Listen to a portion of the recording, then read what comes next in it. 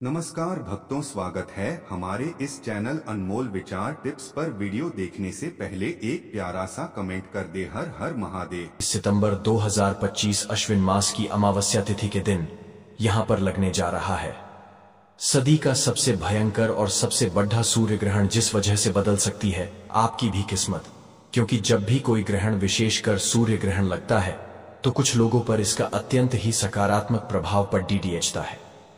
और दोस्तों, साल 2025 का ये सूर्य ग्रहण इसीलिए भी अत्यंत अद्भुत है क्योंकि ये महीना अश्विन का, जो कि शास्त्रों के अनुसार पितरों की पूजा अर्चना के लिए समर्पित होता है, ऊपर से पूर्णिमा के दिन ही चंद्र ग्रहण लगा था और पितृपक्ष के समापन के दिन ही लगने जा रहा है भयंकर सूर्य ग्रहण। दोस्तों, ये दुर्लभ संयोग कितना ज्यादा खास एवं महत्वपूर्ण है कि इस दुर्लभ योग को देखने के लिए कई महात्मा सैकड़ों जन्म लेते हैं।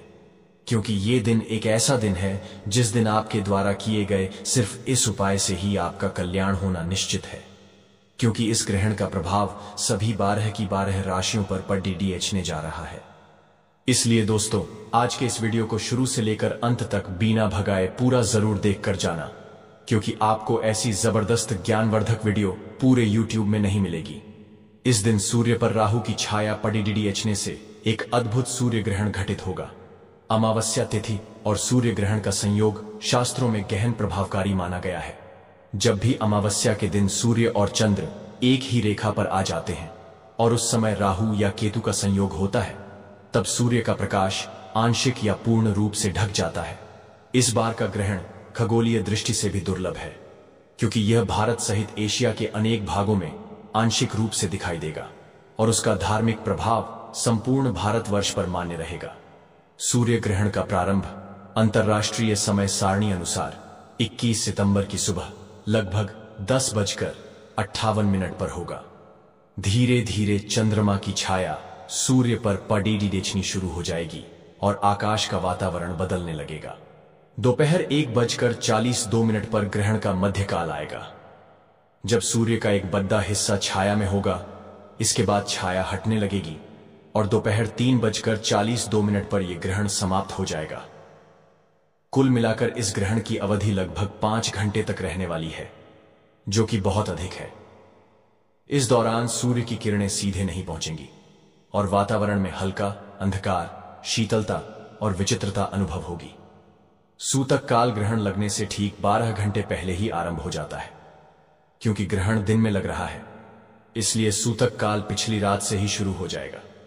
सूतक लगते ही मंदिरों के द्वार बंद कर दिए जाते हैं, देवी देवताओं के श्रृंगार और आरती रोक दी जाती है और सभी प्रकार के मांगलिक कार्य निश्चित हो जाते हैं। भोजन बनाना, भोजन करना, जल ग्रहण करना, यहां तक कि किसी प्रकार का भोग लगाना भी वर्जित हो जाता है। शास्त्रों में कहा गया है कि सूतक और ग्रहण काल में केवल मंत्र ध्यान और ईश्वर स्मरण करना चाहिए। यही समय का सर्वोत्तम उपयोग है। 21 सितंबर का यह ग्रहण भारत में दिखाई नहीं देगा। भारतीय समय अनुसार यह ग्रहण 21 सितंबर को रात 11 बजे से 22 सितंबर को सुबह 3 बजे तक रहेगा। यह एक आंशिक सूर्य ग्रहण होगा जिसमें चंद्रमा सूर्य के कुछ हिस्से को ढक लेगा। यह ग्रहण न्यूजीलैंड, ऑस्ट्रेलिया के कुछ हिस्सों और अंटार्कटिका में ही दिखाई देगा। लेकिन फिर भी आपको नियम जरूर पालन करने चाहिए, क्योंकि सूर्य पूरे संसार के देव हैं। सूर्य केवल एक है और हम उन्हें नारायण के अंश मानते हैं। इसलिए आपको ग्रहण से जुड़ी हर एक नियम को अच्छे से जरूर जान लेना चाहिए। दोस्तों, जब सूर्य का प्रकाश ढकने लगता है तो केवल आकाश ही नहीं, वातावरण की ऊर्जा भी बदल जाती है। पक्षी अपने घोंसलों की ओर लौटने लगते हैं, पशु असमंजस में आ जाते हैं, वातावरण में एक अजीब सा सन्नाटा छा जाता है और मनुष्य का मन भी विचलित हो उठता है। यही कारण है कि ऋषि मुनियों ने कहा कि इस समय केवल भक्ति और साधना में मन लगाना चाहिए, क्योंकि यह समय साधारण नहीं बल्कि ब्रह्मांडीय शक्तियों के सक्रिय होने का विशेष अवसर होता है। प्राचीन ऋषियों ने सूर्य ग्रहण को केवल खगोलीय घटना नहीं माना, बल्कि इसे ब्रह्मांडीय चेतना का एक विशेष संदेश कहा है। जब सूर्य पर छाया पड़ती है तब सृष्टि में एक असामान्य ऊर्जा प्रवाहित होती है। शास्त्रों में उल्लेख है कि ग्रहण के समय देवता अपने तेज को छिपा लेते हैं और दानव, स्वरूप, राहु और केतु सक्रिय हो उठते हैं। यही कारण है कि वेद और पुराण इस समय को अशुभ मानते हैं, लेकिन आर्षियों ने यह भी बताया कि यही काल साधकों के लिए महान अवसर होता है। पुराणों में कथा आती है कि समुद्र मंथन के समय जब अमृत कलश निकला था तो देवताओं और असुरों में संग्राम मच गई। भगवान विष्णु ने मोहिनी रूप धारण करके देवताओं को अमृत पिलाना शुरू किया। उस समय राहु नामक असुर देवता का रूप धरकर अमृत पीने बैठ गया। जैसे ही सूर्य और चंद्रमा ने उसे पहचान लिया और भगवान विष्णु को संकेत दिया, वैसे ही विष्णु ने अपने सुदर्शन चक्र से राहु का सिर धड़ से अलग कर दिया। लेकिन अमृत की एक बूंद उसके गले तक पहुंच चुकी थी, जिससे उसका सिर अमर हो गया। उसी समय से राहु और केतु आकाश में स्थित होकर सूर्य और चंद्रमा से शत्रुता निभाने लगे। जब भी उन्हें अवसर मिलता है वे सूर्य या चंद्रमा को ग्रस लेते हैं और यही घटना ग्रहण कहलाती है।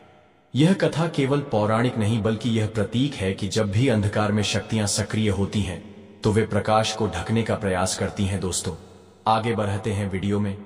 उससे पहले कमेंट में जय भोलेनाथ जरूर लिख दीजिएगा, जिससे इस सूर्य ग्रहण आपको भगवान भोलेनाथ जी की विशेष कृपा, उनका आशीर्वाद हो जाए।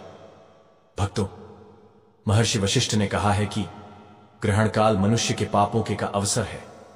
यह समय साधना का है, यह समय ईश्वर की ओर लौटने का है। सामान्य दिनों में जो जब लाख बार करने पर फल देता है, वही ग्रहण काल में केवल कुछ 100 बार करने पर ही फलित हो जाता है। यही कारण है कि साधक इस काल को तपस्या और मंत्र साधना का दुर्लभ अवसर मानते हैं। शिव महापुराण में उल्लेख मिलता है कि सूर्य ग्रहण के समय जो व्यक्ति शिव का ध्यान करता है और महामृत्युंजय मंत्र का जप करता है, वह मृत्यु भय से मुक्त हो जाता है। महर्षि ने अपने शिष्यों को उपदेश दिया था कि ग्रहण काल में एक क्षण का जब भी युगों का पुण्य प्रदान करता है। इसी कारण साधु संत इस समय गहन ध्यान और जप में लीन हो जाते हैं। महाभारत में भी ग्रहण का प्रसंग आता है। जब कौरव और पांडवों के बीच युद्ध होने वाला था, उस समय सूर्य ग्रहण की भविष्यवाणी हुई थी और कहा गया था कि यह युद्ध मानवता के लिए भीषण पीड़ा लेकर आएगा। यह संकेत था कि जब ब्रह्मांड में अंधकार छा जाता है तो पृथ्वी पर भी उथल पुथल होती है। इसी प्रकार आधुनिक समय में भी ग्रहण को बड़े सामाजिक और प्राकृतिक परिवर्तनों का सूचक माना जाता है। आर्षि पराशर ने कहा था कि सूर्य ग्रहण का प्रभाव विशेष रूप से राजाओं और शासकों पर पड़ता है। चूंकि सूर्य को राजाओं का प्रतीक माना जाता है, इसलिए जब सूर्य ग्रस्त होता है तो राजनीति, सत्ता और नेतृत्व के क्षेत्र में अस्थिरता उत्पन्न होती है। वहीं आम जनता के लिए यह समय आत्मचिंतन और प्रायश्चित का होता है। यह हमें यह संदेश देता है कि जीवन में चाहे कितनी भी शक्तिशाली सत्ता क्यों न हो, अंधकार का प्रभाव उस पर भी पड़ सकता है और अंततः केवल धर्म और साधना ही मनुष्य को स्थिर रख सकती है। ऋग्वेद में कहा गया है कि सूर्य देवता समस्त प्राणियों की आत्मा है। जब उनका प्रकाश रुकता है तब मानव समस्त प्राणियों की आत्मा भी विचलित हो जाती है। यही कारण है कि ग्रहण के समय पक्षी असामान्य व्यवहार करने लगते हैं, गायें और पशु बेचैन हो उठते हैं और मनुष्य का मन भी एक अजीब शांति अनुभव करता है।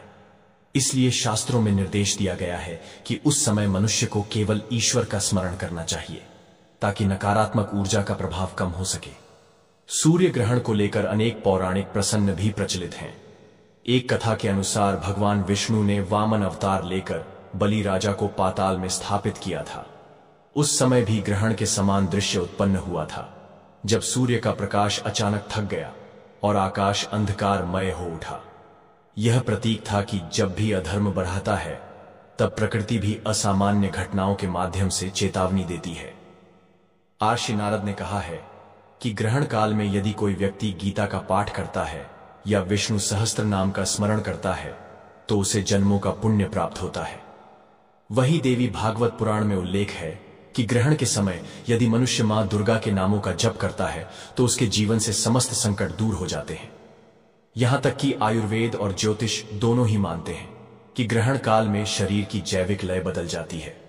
सूर्य की किरणें जब बाधित होती हैं तो उसका प्रभाव सीधे मन और शरीर पर पड़ता है।